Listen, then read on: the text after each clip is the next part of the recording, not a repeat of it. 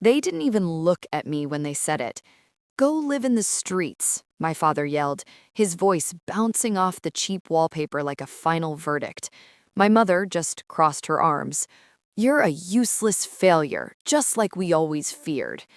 I remember standing there with my duffel bag, half packed with clothes that still smelled like the home they were throwing me out of. I didn't argue. I didn't beg.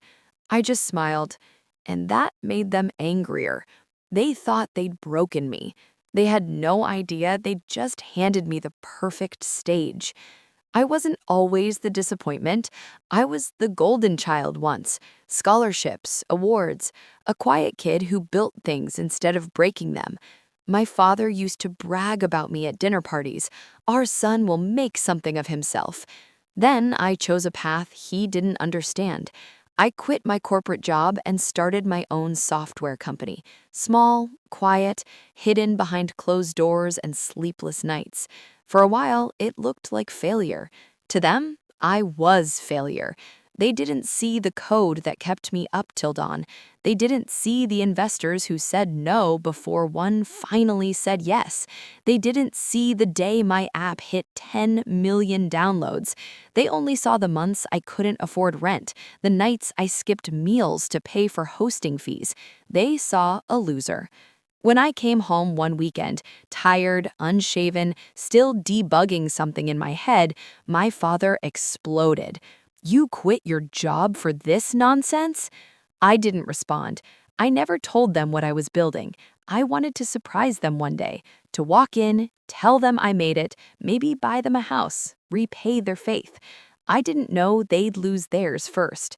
The breaking point came when I caught my father selling my old gaming setup online, the one thing I'd saved from my childhood. "You don't need this junk, it's taking space." Then came the shouting match, him yelling about wasted potential, my mother saying she couldn't stand the sight of me anymore, and me, calm, detached, already halfway gone inside. When he said, "Go live in the streets," something clicked. They thought they were throwing me out. I knew I was walking away from the past. I didn't tell them that 3 weeks earlier, my startup had closed a $15 million acquisition deal. I didn't tell them I owned 2 properties under my partner's name to stay off the radar during negotiations. I didn't tell them I'd already donated half my earnings to fund a community shelter, the same kind of place they thought I'd end up in. No, let them think I was broke. Let them sit with that illusion. I left the house with my duffel bag, got into my Tesla parked 2 streets away, and drove off without looking back. For 3 weeks, I stayed quiet. Not a single call, not a text. But I wasn't idle. I bought the old grocery store where my father used to work part-time, the one that closed down after mismanagement, renovated it, turned it into a co-working hub right next to their neighborhood, and I made sure the grand opening was loud enough for the whole town to notice. The day before the opening, I sent invitations, not to them directly, but to everyone they knew, old neighbors, my dad's coworkers, my mom's church group. The poster had my company logo on it, in gold. Below it, my name, founder and CEO. When the news spread, my aunt called me first. "Your parents are saying it's a coincidence." I smiled. "Tell them they're welcome to come if they want." They didn't show up, but they watched from across the street.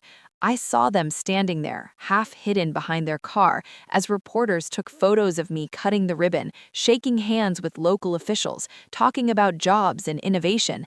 Their faces I'll never forget.